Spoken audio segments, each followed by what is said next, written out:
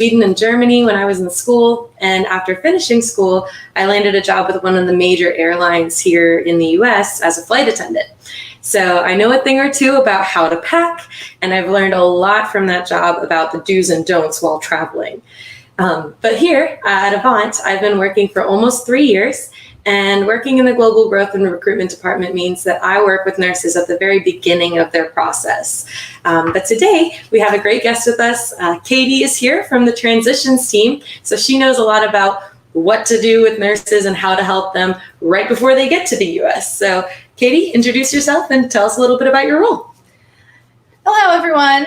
So as Anna mentioned, my name is Kaitlynne Thorsell. I do go by Katie, for those who have had the joy of speaking with me over the phone. I do work with the Cultural Transitions Pre-Arrival team. So I do get to work with many of our healthcare professionals at that same time that they're working with immigration, right up until the point of their departure into the US, making sure that everybody's ready to go and prepped for their US arrival before they start the Cultural Transitions program.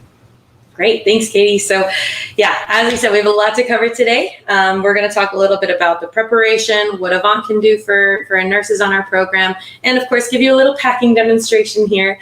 But the first thing we wanted to talk about is what I mentioned earlier, downsizing. Remember, you will be moving to a new country. So that means new beginnings all over the place. So you're not going to be bringing with you all of your belongings. So there are definitely some things that you'll want to cut back on. So that's why we definitely recommend looking at that well in advance. But luckily you do have a transition specialist that'll help you. When I think about things that you pack for a move like this, usually they fall into like 3 different categories. So there's practical things like clothing and other things that you really need to bring with you. Then there's legal, so all those immigration documents that will be important for you to bring. And then there's the sentimental, any of those things that you don't necessarily need, but you personally need them, you really want them. So we'll go through a few things like that. But yeah, downsizing, do you have any tips for that? Yeah, so when it comes to downsizing, the key here is starting early. And when you're really prepping to begin the transitions program, you really, again, want to pack in those 3 specific categories. Having those sentimental items is key here as well, but keeping in mind international shipping costs too, and also baggage fees. So you want to pack during the first stages when you're here participating in the transitions program. So everything from basic needs like clothing, toiletries, proper footwear, in terms of clothing as well, keeping in mind the time of the year. While Florida does have a very mild climate, depending on where you're going, it might be a completely different situation. It might be cold, while it might be a little bit more mild here in Florida. And then you'll also want to pack during your time once you actually start your assignment. But a lot of the items can actually be purchased once you're right here in the United States. So again, really keep in mind those baggage fees as well as international shipping costs. If you decide to ship internationally, once you've settled in, that's perfectly fine. Just make sure that you're in contact with either a close family friend or a family member that will be willing to hold on to those items right up until you're ready for those to be shipped. Right. And so when you're looking at something that you're thinking about packing, think about where you're moving to. Like she said, if you're looking at a snow sled, but you're going to be living in southern Texas, that might be an item that you want to leave at home and maybe rent if you're going to go on vacation somewhere cold. But look at something too. And if it's something that maybe you haven't worn in a year or you haven't used it in the last couple of months, you're probably not going to need it when you're here either. So kind of keep that in the back of your mind as you're looking at what you want to pack. But as Katie mentioned, there's different ways of getting your things here to the US, and costs are going to play a big factor in that. Now, the most easiest way, I think personally, is just to bring the things with you on the plane. Some of you may have been traveling, many times before. Some of you, maybe this is your first flight. So just to give you a little flight attendant tip on what to expect when it comes to plane baggage, there's 3 different types of bags. So there's your checked baggage, your carry-on, and then your personal items. Every airline has different restrictions on size and weight for all 3 of these items. So make sure before you choose what type of a suitcase you want to pack in, that you make sure that this airline will allow it. So a checked bag, I'll give you a quick example here, might look something like this. So it could be a big suitcase. Even some airlines will allow you to have bigger than this, but there is a weight limit. So if you're packing, There are tips and tricks to make sure that you can fit as much as possible in there, but if it goes overweight, you might be charged more. Now, certain airlines will also allow you to have one free checked bag. Some will have two, some might not have any. So you need to look at the cost for those. But then also, you can carry on a bag onto the airplane. Usually there aren't weight restrictions on these, but definitely size restrictions because you need to be able to fit them in the overhead bins. So here would be an example of one of those, a little bit smaller, can still fit quite a bit. This is what my go-to wherever I go. I never even check a bag, but I understand that if you're moving your whole life across to a new country, you're probably going to need more than a carry-on. But a carry-on, like I said, even though there might not be any weight restriction, make sure it's something that you personally can get up in the overhead bins because these are not bags that you'll fit under the seats. But then you have your personal item, which is the bags that go under the seat. So this could be, a purse or a backpack. But make sure it's not too big so that it can fit under the seat because if it can't, they may charge you extra for it or they might have to check it. But that's just the basic, I guess, like what you can pack in. And of course, if it doesn't fit in your bags here, you can ship it, but that could be expensive. So now we can talk a little bit about, I guess, what you would want to bring. You did mention that you worked a little bit with immigration. Yes. That is a huge part about moving to a new country, of course. So there will be a lot of documents to bring. These documents are important. You need them to get into the country. So I recommend organizing them, keeping them in something like this. If you can label them, make sure it's just easy to kind of get to. And then of course you're going to need your passport. I recommend having documents in a separate folder from your passport and your wallet because you will need this much more often than you'll need those documents. But just something like this that you can carry, like your wallet, your passport, your boarding pass, kind of keep all your things in one place and easy access.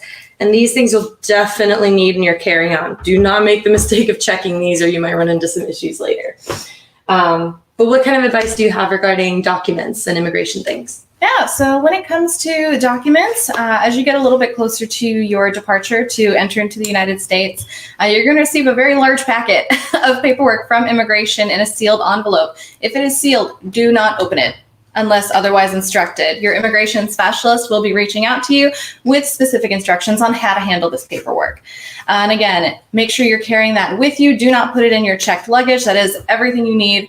As well, do not put your passport, especially your passport and visa, in your checked luggage. Make sure to have that with you on your person, and definitely having a way to compartmentalize all of those documents. The envelope that you had showed a little bit earlier that had everything to carry your boarding pass, to carry your passport, to carry the visa, even if you're carrying international credit cards, debit cards, is phenomenal to keep all those very important documents in one spot.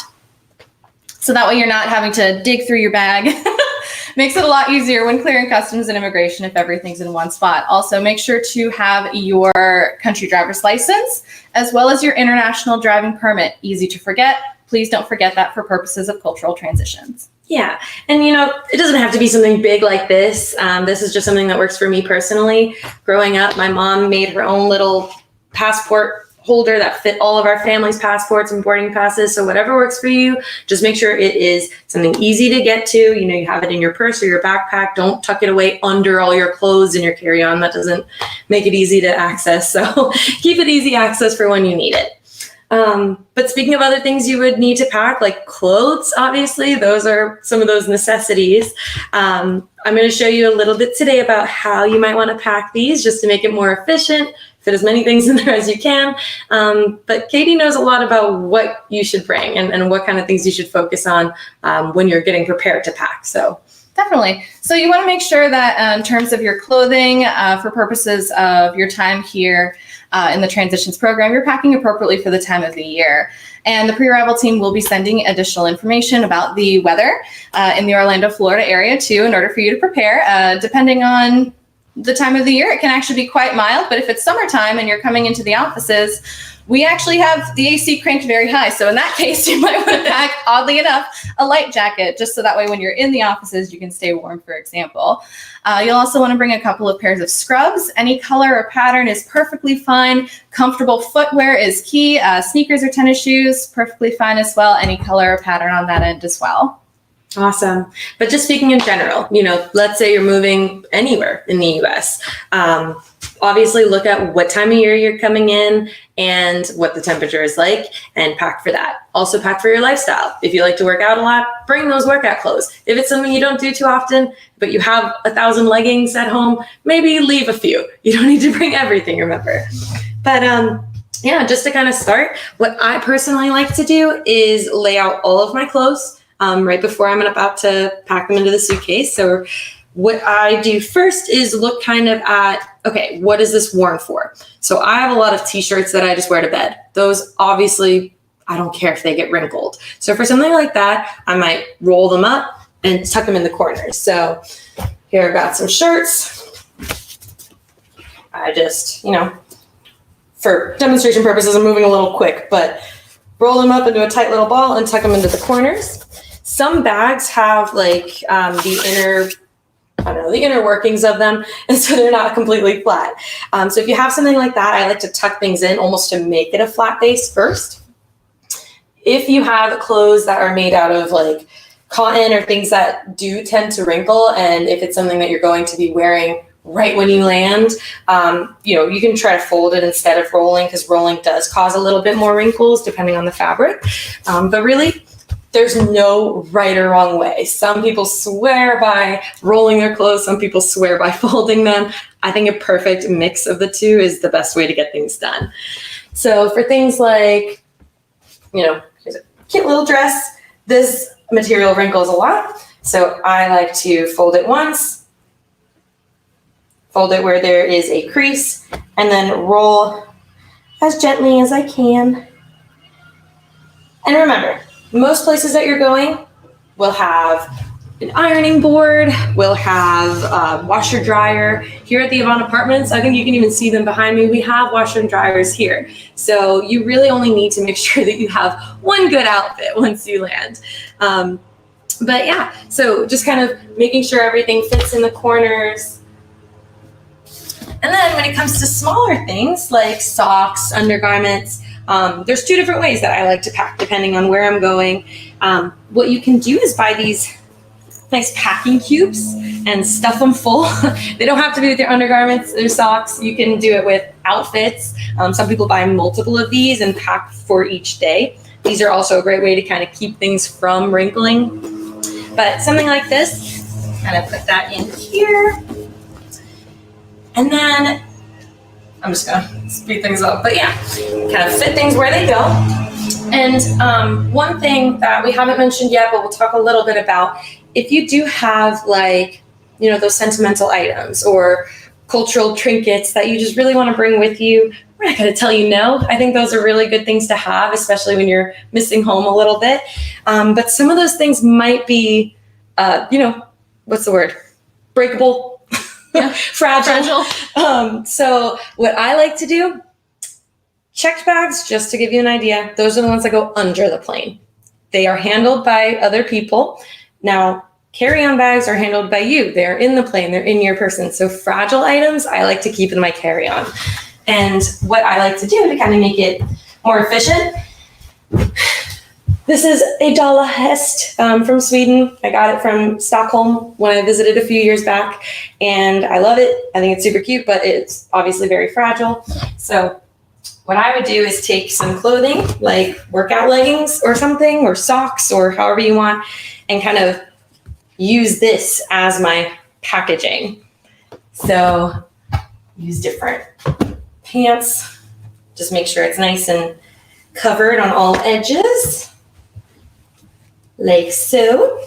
And then I will make sure after I've made my bottom layer here, I'm going to put it right in the middle and then pack the rest of my things around it and on top. That way it's got cushion on all sides. It's also in my carry-on, so I know what's going on with it. I can keep it nice and, safe. And yeah. So then Another thing you want to keep in mind, well, this is not how I would do this. These I'm going to roll. But another thing you want to keep in mind is, if you are heading to somewhere that's a bit colder, obviously you're going to need to pack for that.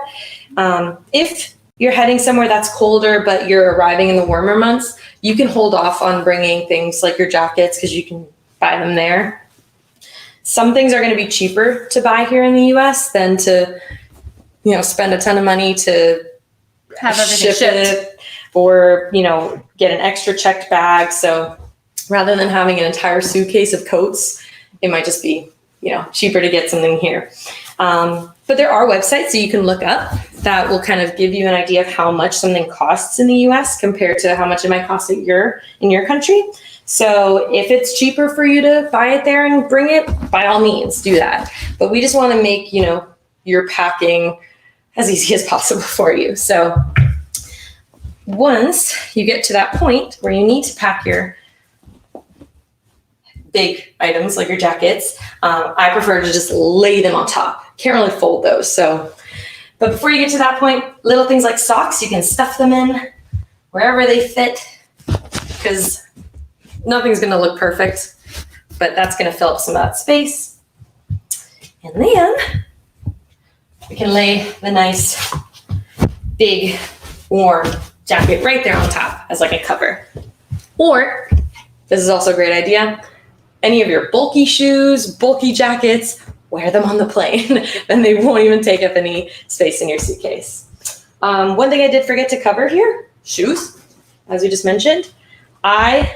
If I'm packing, so in this case, of course, I'm moving to the US. This would be my carry-on. I have another big suitcase. Shoes, I would put in a bag, something like this. Whatever you can, just take them, stuff them in there. This might not be the most efficient way, but this is how I like to do it because I don't want to dirty up all my other clothes. Yeah.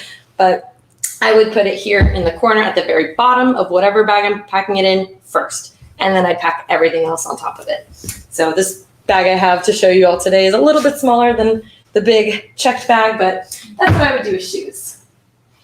So that's clothes in a nutshell. Anything else to add? Yeah, so in terms of the winter clothing shopping, of course, if you're arriving in the summer, most U.S. states this time of the year are pretty mild in terms of temperature.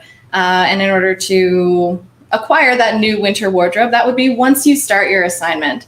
If you're arriving in the winter, though, while you're here, we'd recommend having at least one good winter jacket.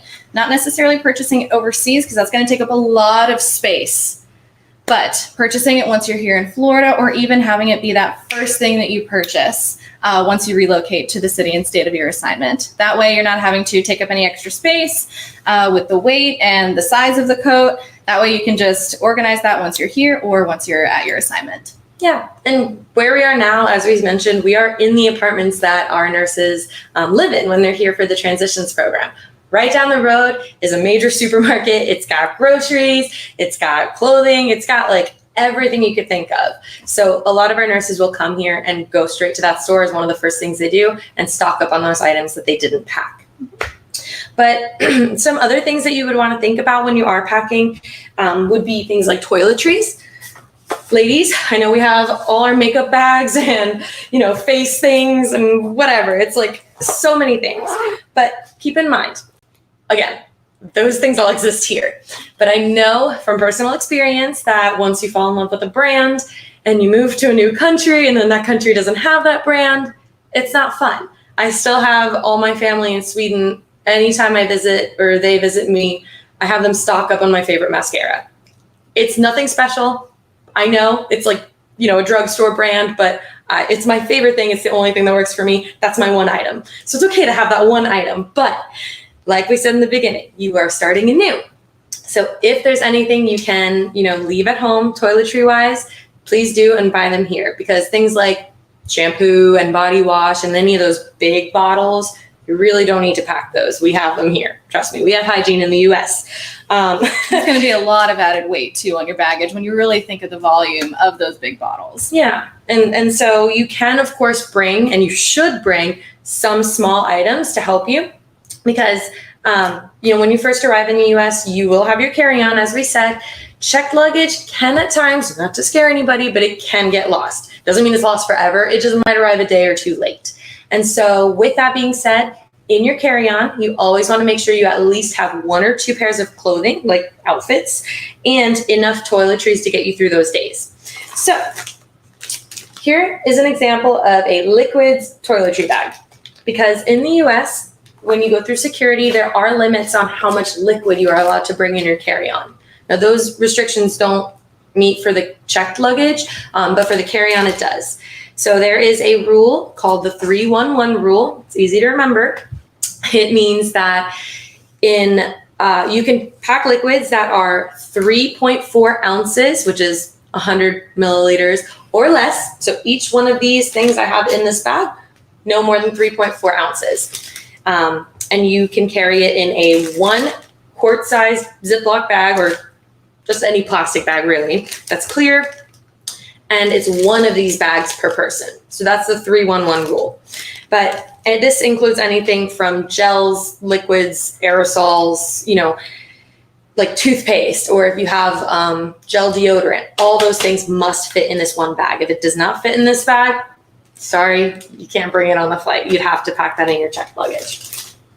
But other, toiletry items, obviously we've got hairbrush, powders, things like that. Those are fine. That's not a liquid, no restrictions on that. However, again, think about size. You don't need to pack everything in your carry-on. And definitely with the travel size, we do tend to recommend more towards starting off with the travel sized items of things from home. Once you do arrive, again, there's a super center right across the street to purchase full-size toiletries during your time here in the Orlando area as well. So definitely save the space, save the weight on your carry-on bag. That way you're not having to lug that in and put that in the overhead compartment, or having to carry that through multiple airports. So save the weight, save the space, and then purchase the full size once you're here. Yep, and remember, it's your job to get that bag up on the overhead bin. Mm-hmm. Don't ask your flight attendant to. Don't throw your back out on that one. So next, I just wanted to talk a little bit about, what you might see in your personal item. So again, this is the smaller item that is on the plane with you, and it goes under the seat in front of you. Every plane is a different size. So again, make sure you don't bring something too big. For example, this purse might be too big for some of the smaller airplanes. But in that case, you could bring a smaller backpack, something like this. Just make sure you're thoughtful in what you put in here, because this will always be on your person. This bag's going to go up in the overhead bin, so it might be away from you for takeoff and landing. But some things that you might want to keep in here, like electronics. If you have a laptop, this is portable, luckily, but it's also pretty expensive most of the time. So it might not be something that you'd want to leave at home and repurchase here. Probably suggest bringing what you have. Now, the one thing I do say with electronics in the US is you need to consider the different outlets too. So we have a different outlet here. I forget what it's called, but I know that it's 120 volts. And North America all has 120 volts, whereas the rest of the entire world has 240. So it's going to be a big adjustment for most of you. But you can easily buy converters, adapters, like we said, at the store across the street. So you don't have to necessarily come in with that. If you have one, great, bring it. But we can help you find one once you're here. But yeah, technology, anything like a camera, tablet, laptop, I definitely recommend bringing those. Plus, it'll be something, to keep you busy when you're on the plane. And with that too, don't forget your headphones. Yeah. I can't tell you how many 3 to 4 hour flights I've been on without headphones. And the ones that they give you on the plane, they're not the best. No. And also bringing something like a portable phone charger, I think is a great idea. You don't know how much time you'll have at the airport between flights. You might not have the time to really sit down and plug your phone in. So having something like this can be a lifesaver. And then medications is something that I think a lot of people worry about when they move to a new country. I know it can be kind of hard to, most of you are nurses actually, so you should be fine there. But knowing what the active ingredient is, if there's different brands, reading the instructions when it's not your first language, I know that can be a little challenging. So if you are going to bring your medication from home, there are going to be just some things to keep in mind. Mm-hmm. So when traveling with your medications, make sure that you have a note from your doctor stating what you're taking the medication for and why, that they're in the original prescribed bottles as well. So I know some of us like to be extra fancy, and for aesthetic purposes, we have our separate containers split by day. But in this case, make sure they're in the original prescribed bottles for purposes of the FDA and clearing security as well. The exception to the rule regarding liquids. So we had mentioned the 3.4 fluid ounces. The exception to this, for example, would be insulin. So in the event that you are having to carry a pack and insulin with you, make sure just to disclose that when clearing security with the TSA agent, stating that you are diabetic and that you have to take insulin. And honestly, with anything that you might have questions about when it comes to things like what is allowed versus what, should I bring, but anything that has to do with, TSA restrictions, definitely check on the TSA website, or talk to your, transition specialist. They can definitely put you in the right direction for that. But some other things, most of you will have a very long flight. So bringing things like snacks, water bottles, very important. So I recommend always bringing like a refillable water bottle like this. Just make sure that it's empty by the time you get to security, because again, this is not 3.4 ounces, much more. But foods, keep in mind, some foods could be considered a liquid. Things like peanut butter, jelly, those are considered liquids. So if you are going to bring snacks, make sure it's something, not liquid, like a bag of chips or maybe something healthier. But honestly, I think that we've covered most of the things that, you would need to pack. Is there anything else we missed? Yeah, so when traveling with things like food and snacks, just keep in mind, no traveling with fish, no traveling with produce as well. That will be seized upon entry into the United States. So just make sure to keep that in mind when traveling with snacks. Yeah, and even if you're going to check it, some things you may want to bring from home because you don't want to miss out on this delicious meal, or you were hoping to share it with your roommates here.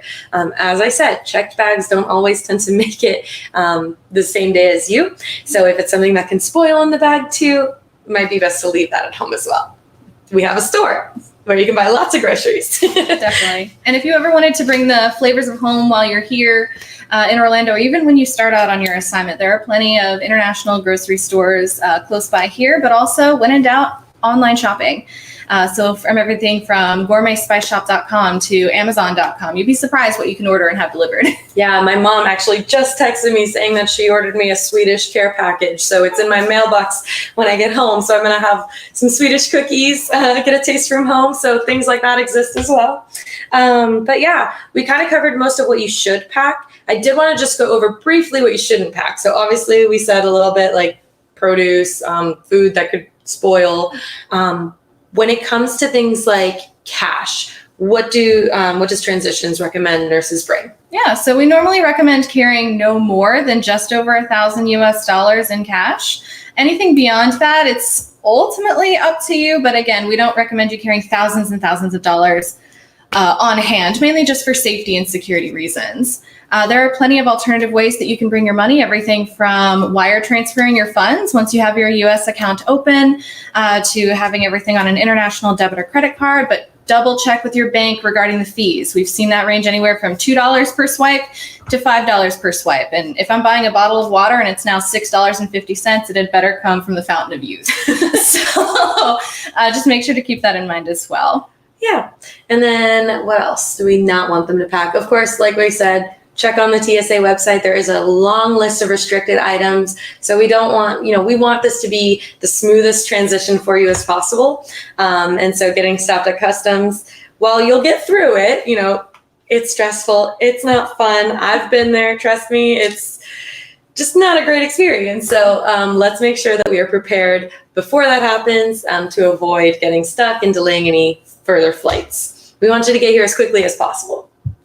But we've covered everything with packing. So Katie, I did want to talk a little bit about the U.S. Transitions Program, kind of tell them all more about what Avant can offer and what we do for our nurses before they arrive, once they get here, and how we kind of ease those worries about culture shock and things like that? Definitely. So on the cultural transitions end, at least on pre-arrival side, when we're reaching out, we're touching base on everything from what are your plans for your family and making sure that that's ironed out before you arrive.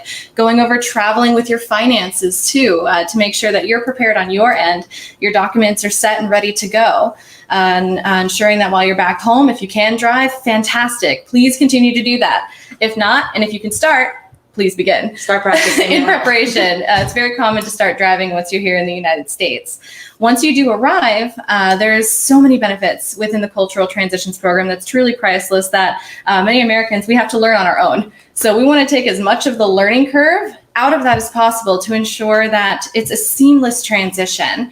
There's still going to be some level of culture shock in there because it's different, but we want to make sure it's as least stressful as possible.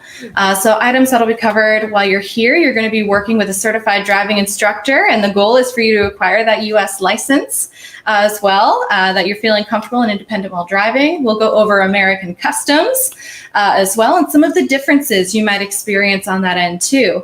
Getting set up financially and making sure that from a budget standpoint, you're good to go, and so much more. Yeah, and we even help you with things like, getting a credit card so you can start your line of credit, helping you with purchasing a new vehicle. So you do have a lot of support once you do arrive. And some things that maybe we've heard from nurses that they've been worried about once they arrive is, how am I going to get through the airports? I've never been to a U.S. airport. Luckily, U.S. airports are very well labeled.